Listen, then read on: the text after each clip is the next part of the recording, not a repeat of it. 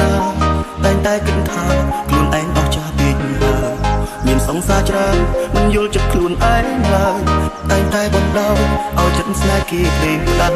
ស្មុគស្មាញខ្លាំងពេកហត់ស្រាដោះស្រាយវិបត្តិស្រវឹងពីស្ងាត់ស្រាប់តែសង្សារចិត្តចង់ខលទៅអូនតែអូនដូរលេខទូរស័ព្ទបងសែនជឿចាប់ឲ្យរងតែប្រាប់ណា